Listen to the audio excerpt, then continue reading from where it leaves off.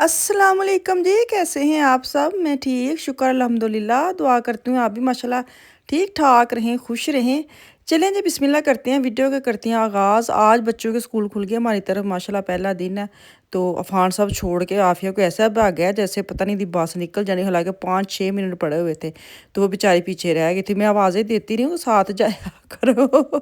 कभी-कभी आफ़िया भी ऐसे करती है, ये नहीं कि वो करता है। जब वो आफ़ान को फिर भी मैं रोक लेती हूँ।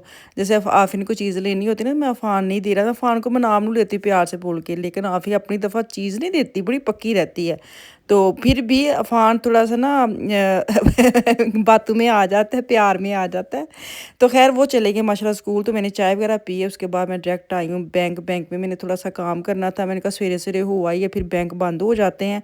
तो क्योंकि ये जो होते हैं ना टाउन में बैंक वग़ैरह, ये इनका टाइम थोड़ा ही होता है ना, तो फिर सिटी में जाना पड़ता है। तो मैंने कहा ये काम ख़त्म करूँ, फिर साथ ही रोज़मर्रा है, कुछ शैम्पू वग़ैरह 1-2 पकड़ती हूँ, साथ देखती हूँ कोई सेल वग़ैरह लगी है, कुछ कुछ ऐसा ख़ास जो मैं काफ़ी दिनों बाद आई हूँ रोज़मर्रा। मैं खुद हैरान थी, कितने दिन हो गए मैं रोज़मर्रा आई नहीं हूँ, तो मैं क्योंकि जो भी चीज़ चाहिए होती ना, बच्चे जाते-आते रहते हैं। अब पता क्या हो गया है, मैं ना लास्ट दिन मैंने नोट किया है, मैंने पहले नहीं मैं करती थी। पहले आपको पता है मैं शैम्पू वगैरह ले आती थी, जो भी मुझे चाहिए, जो बच्चे यूज़ करते। अब क्या हुआ है कि अब जब मिशाल जाती है ना, जो वो शैम्पू लगाती है वो अपना ले आती है, उसको पता होता है कि उसका ख़त्म हुआ है तो वो ले आती है। बेटा जाता है, वो भी पूछते हैं कि कुछ चाहिए, मैं जा रहा हूँ।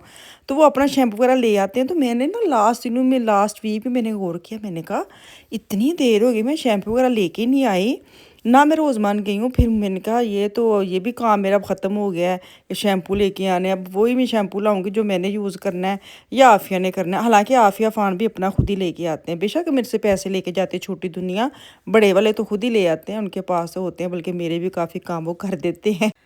ਅੱਛਾ ਬੜਾ ਅੱਛਾ ਲੱਗਦਾ ਹੈ ਨਾ ਜਦੋਂ ਤੁਸੀਂ ਆਪ ਕਿਸੇ ਦਾ ਕਰਦੇ ਰਹੋ ਤੇ ਤੁਹਾਡਾ ਵੀ ਕੋਈ ਅੱਗੋਂ ਉਹੀ ਰਿਸਪੌਂਸ ਤੁਹਾਨੂੰ ਮਿਲਣ ਲੱਗ ਪਏ ਨਾ, ਤੇ ਫਿਰ ਕਹੀਦਾ ਕਿ ਨਹੀਂ ਅਸੀਂ ਕੋਈ ਕੁਛ ਅੱਛਾ ਕੰਮ ਕੀਤਾ ਤੇ ਉਹਦਾ ਸਾਨੂੰ ਰਿਟਰਨ ਮਿਲਣ ਦੇ। ਇੰਝ ਹੀ ਜੰਜੀ ਰਿਸ਼ਤਿਆਂ ਵਿੱਚ ਵੀ ਇੰਝ ਹੀ, ਅਗਰ ਤੁਸੀਂ ਰਿਸ਼ਤੇ ਐਸੇ ਹੁੰਦੇ ਨੇ ਬਾਜ਼ ਕਲੋਜ਼ ਜਿਨ੍ਹਾਂ ਨੂੰ ਤੁਸੀਂ ਲੈ ਲੈਂਦੇ हो कि अच्छा चल है तो है। जैसे मैं हूँ, जैसे मैं खुद भी अपने आप को उसमें ऐड कर लेती हूँ। बाज़ औक़ात ज़रूरी फ़ोन करना होता पाकिस्तान में बहन भाइयों से या अम्मी से, या तो बंदा ना बिज़ी हो जाता है।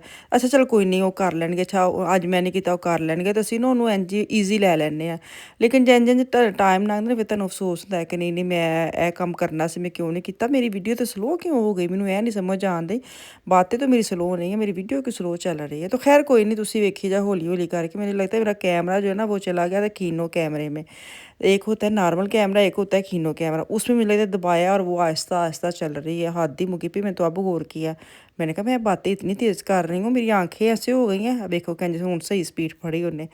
तो खैर मैं ये कह रही हूँ कि तुसी फिर स्लो हो गई है।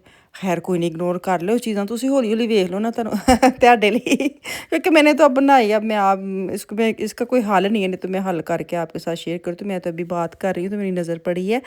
तो खैर वो मैं कह रही हूँ कि अगर आपके पास ऐसे रिश्ते हैं, ऐसे जिनके साथ आपका तल्लक है ना, उसके साथ अगर आप अच्छा करेंगे ना तो आपको ज़रूर अच्छा वापस मिलेगा। अगर आप में रहेंगे ना कि केड़े तरीके ने इस बंदे को नीचे रखना है, किस महफिल में इस बंदे की बात को इग्नोर करना है, या इस बंदे की बात को की कहते ने क्या ही कहते ने अपनी गल उत्ते रखनी है। बेशक ਉਹਦੀ ਗੱਲ ਜਿਹੜੀ ਉੱਤੇ ਰੱਖਣ ਵਾਲੀ ਸਵਾਦ ਦੀ ਹੋਏ ਨਾ ਹੋਏ, ਲੇਕਿਨ ਕਈਆਂ ਬੰਦਿਆਂ ਨੂੰ ਬੜੀ ਆਦਤ ਹੁੰਦੀ ਨਾ ਕਿ ਮੈਂ ਜੋ ਕਹਿੰਦੀ ਨਾ ਬਸ ਉਹੀ ਐਂਡ ਹੋਣਾ ਚਾਹੀਦਾ। ਕਈਆਂ ਨੂੰ ਇਹ हकीकत है, ये बहुत गंदी आदत है कि जो लोग ऐसे होते हैं ना कि अगर कोई सामने वाला बात कर रहा है और उसकी इतनी अच्छी बात को फॉलो नहीं करना ना, उसकी बात को कहना है कि हाँ अप्रीशिएट करना है कि वाह जी वाह तू ये गल की तू मशवरा दिता बहुत सुपर है। नहीं, उस बंदे ਨੂੰ उस वक्त ਉਹਦਾ ਮਾਈਂਡ ਇਹ ਚੱਲਦਾ ਹੁੰਦਾ ਕਿ ਇਸ ਗੱਲ ਦੇ ਉੱਤੇ ਮੈਂ ਆਪਣੀ ਗੱਲ ਕਿੰਜ ਰੱਖਣੀ ਹੈ ਕਿ ਇਹਦੀ ਗੱਲ ਥੱਲੇ ਦੱਬੀ ਜਾਵੇ।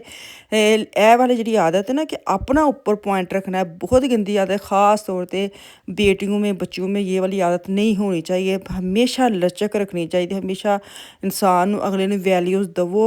अगर गल करन दे ਉਹਨੂੰ सोचो समझो कि ਇਹਦੇ ਵਿੱਚ ਕੋਈ फ़ायदा है, अच्छा मशवरा देना तो उन्हें अप्रीशिएट करो, दिल वड्डा करया करो। बाज़ खाते हसद और जेलसी इतनी ज़्यादा इंसानों के अंदर में होती है कि वो बातों में नज़र आने लग जाती हैं।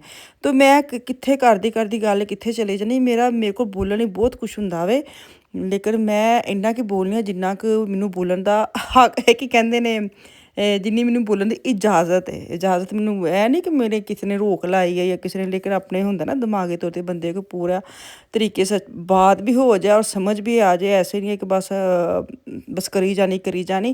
तो खैर छोटी छोटी गल्लां होंदियां रहंदियां, छोटे छोटे गाँव में, छोटे छोटे शहरों में छोटी छोटी बातें होती रहती हैं, आती हैं जाती हैं, इग्नोर करें, आगे बढ़ें, पीछे क्या हो रहा है पीछे को पीछे के छोड़ें। पीछे वो कहते हैं ना कि जिन्ना तुसी ਨੀਵੇਂ ਰਹੋਗੇ ਨਾ ਉਹਨਾਂ ਤੁਸੀਂ ਅੱਗੇ ਅੱਗੇ ਤੁਰੇ ਜਾਓ, ਜਿੰਨਾ ਤੁਸੀਂ ਸਮਾਨ ਨਾਲ ਮੂੰਹ ਚੁੱਕ ਕੇ ਤੁਰੋਗੇ ਨਾ ਉਹਨੇ ਤੁਹਾਨੂੰ ਠੁੱਡੇ ਵੱਜਦੇ ਰਹਿਣਗੇ। ਤੇ ਇੰਝ ਦੇ ਲੋਕਾਂ ਨੂੰ ਇਗਨੋਰ ਕਰਕੇ ਟੱਪ ਟੱਪ ਕੇ ਲੰਘਿਆ ਕਰੋ। ਹੈ ਅੱਲਾਹ ਤਾਲਾ ਬੜਾ ਕਾਮਯਾਬ ਕਰਦਾ ਹੈ। ਮੇਰਾ ਤਜਰਬਾ ਹੈ, ਮੇਰਾ ਐਕਸਪੀਰੀਅੰਸ, ਯਕੀਨ ਕਰੋ ਜਦੋਂ ਤੋਂ ਮੈਂ ਇਸ ਫੀਲਡ ਵਿੱਚ ਆਈ ਨੂੰ ਉਸ ਦੀ ਬਾਅਦ ਮੈਂ ਗੱਲ ਕਰਨ ਦਈ ਹਾਂ। ਬਹੁਤ ਲੋਕੀ ਤੁਹਾਡੇ ਲੱਤਾਂ ਖਿੱਚਣ ਆਉਣਗੇ, ਬਹੁਤ ਲੋਕੀ ਤੁਹਾਡੇ ਟੋਕਾ ਟੋਕੀ ਕਰਨਗੇ, ਹਾਲਾਂਕਿ ਆਪ ਵੀ ਉਹ ਸਾਰਾ ਕੁਛ ਕੀਤਾ ਹੁੰਦਾ ਹੈ। ਉਹ ਲਹਿਦਾ ਗੱਲ ਉਹਨਾਂ ਨੂੰ ਕਾਮਯਾਬੀ ਨਹੀਂ ਮਿਲਦੀ, ਲੇਕਿਨ ਦੂਸਰੇ ਨੇ ਅਗਰ ਕਾਮਯਾਬੀ ਮਿਲ गई फिर कहना ऐ ते दिन ते गलत ही काम स्टार्ट कर लिया। तो ये जो बात कभी कभी दिमाग में आती, मैं तो ना अपने लगता अगे भी कितनी बारी शेयर की, हूँ फिर मेरा टॉपिक नहीं तो मैं कर देती हूँ। दिमाग कभी कभी बड़ा होता है, मैं इग्नोर बड़ा करती हूँ। मेरे ऐसी चीज़ों को मैं क्या कहते एक कान से निकाल के उसी कान से बाहर फेंक देती हूँ, मैंने कभी दूसरे कान तक जाने ही नहीं दी। चले दफ़ा मारे, मैं बाद मकसद सिर्फ करने का ये था कि ऐसे लोगों से दूर रहें जिससे आपको लगे ना कि आपकी एनर्जी वेस्ट हो रही है, तो दूर रहें। तो खैर यहाँ पे ना मैंने दाल बनाई थी मसरूम की, उसको मैं तड़का शड़का लगाया है। तो अब मैंने टिंडे गोश्त बनाने थे, मैंने गोश्त को गाल लिया। तो मैंने प्रेशर नहीं आज लगाया, पतीली में गाल गुल के जो प्याज टमाटर अदरक लहसुन डाल के गोश्त को मैंने गलाया है। और बाद में जब गोश्त गल गया उसके अंदर मैंने डालने हैं टिंडे, हरी मिर्चें, अब मैंने काली मिर्ची और थोड़ा सा मैंने करी पाउडर जो होता है ना वो ऐड किया है। तो बस इसको भूनते जाना है, भून के जब आपको लगे कि हाँ अब अच्छा भून गया, तो मैंने 1 गिलास पानी डाला है ताकि जो टिंडे ना वो थोड़े से नीचे आ जाएं। मेरे मियाँ को बिल्कुल भी शोरबे वाले टिंडे गोश्त पसंद ही नहीं है, उनको मसाले वाले पसंद है। टिंडे वैसे ही उनको टिंडे कद्दू जो होते हैं ना उनको मसाले वाले पसंद है। खैर कद्दू तो वैसे मसाले वाले बनते हैं, टिंडे थोड़ा जो हो जाते हैं, थोड़ा सा बंदा हल्का फुल्का शोरबा कर लेता है, लेकिन उनको नहीं पसंद, उनके लिए बना रही थी। तो यहाँ पे ना फ्रीज़र के अच्छा तुम ये दसो फ्रीज ना उत्ते निक्के निक्के निक्के पानी के कतरे कहाँ से आते हैं? आप लोग बताना, आप लोगों को भी ऐसे होता है ये फ्रिज या फ्रीज़र में क्यों हाथ लगते हैं? वो तो पता है हाथ के निशान है, ये छोटे छोटे छोटे छोटे से पानी नहीं, पानी किसी ने गिराए होते कतरे जम जाते हैं, ऐसे वाले कहाँ से आते हैं? इतना गंदा लगता है। तो मैंने कहा अब पानी डाला है इतनी तो मैं टिंडे गले ना तरह मैं फ्रीज़र हूँ तो हाथ मारा, उसको मैंने अच्छी तरह साफ़ किया। मशीन बंद हुई है, चाय रखने लगी थी तो इतने गर्म बर्तन है, मैंने कहा चलो पतीली निकाल लेती हूँ, बाकी थोड़े ठंडे होते हैं तो फिर उनको मैं सेट करती हूँ। तो चाय साथ रख लूँगा, बंदे ने जो 2 हांडियाँ पकानियां ने तो साथ आटा भी मैंने गूंदा था, तो फिर तो चाय का कप बनता ही बनता है। कुछ मौसम ऐसा वे कि दिल करता है, मैंने कल ही बात की थी कोई कम ना करे, बस चाह का कप दे ही जाए तो असीं बह के पींदे जाइए। खैर कोई नहीं, अज तो मैं काफ़ी ज़्यादा काम कर लेने क्योंकि अज बच्चे स्कूल गए ना।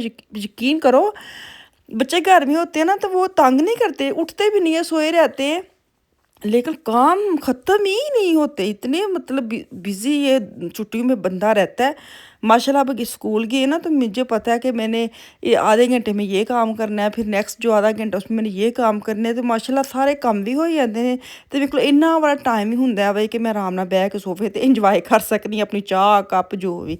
अच्छा जी यहाँ देखिए ना पानी बिल्कुल ड्राई होना चाहिए, मसाले वाले बिल्कुल बन गए। अब इसके अंदर जाएगा हरा धनिया और टिंडे गोश्त हो जाएंगे रेडी।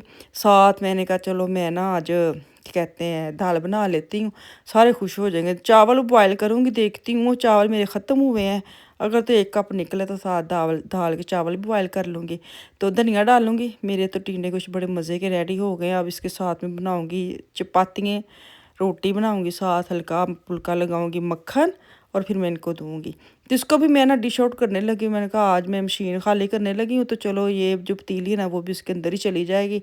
एक दफ़े सारे बर्तन धुल जाए ना तो किचन भी साफ़ हो जाता है। तो साथ मैंने अपनी चाय रखी है, बाहर वेख्या हुए थे इन्नी बारिश शुरू हो गई है। मौसम नॉर्मल तो मैंने सुबह उठते ही मौसम देख लिया था क्योंकि बच्चे स्कूल जाने लगे थे। मैंने अपनी मियाँ को बोला था अगर टाइम हुआ तो इस टाइम तक बारिश शुरू हो जानी है, बच्चों को साथ ही ले आना। देखें अब क्या बनता है, लाते हैं कि नहीं लाते, क्योंकि अभी मैं सालन डाल रही थी ना तो बाहर इतनी वो बारिश की आवाज़ आती है ना इतनी ज़ोर से। मैंने वॉइस ओवर ही कर रही हूँ, मैंने बंद कर क्योंकि बहुत दिमाग च वजदी आवाज़, दिखने में नहीं लग रहा कितनी है, लेकिन जब नीचे गिरती ना उसकी आवाज़ बहुत ज़्यादा, क्योंकि हवा इतनी ठंडी चल रही है, ऐसे लग रहा है जैसे कहीं बर्फ़ पड़ी है और ਉਹਦੀਆਂ ਹਵਾਵਾਂ ਠੰਡੀਆਂ ਆਉਣੀਆਂ ਸ਼ੁਰੂ ਹੋ ਗਈਆਂ ਨੇ। ਪਰ ਮਜ਼ਾ ਬੜਾ ਆਉਂਦਾ ਹੈ। ਇਹ ਖਾਮੋਸ਼ੀ ਕਿੰਨੀ ਹੈ, ਉਦਾਸੀ ਕਿੰਨੀ, ਉਹਨੂੰ ਤੁਸੀਂ ਇਗਨੋਰ ਕਰੋ।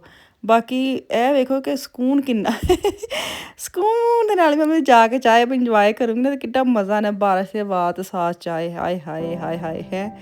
ਚਲੋ ਜੀ ਕੱਲ ਵਾਪਸ ਆऊंगी, अल्लाह हाफिज़।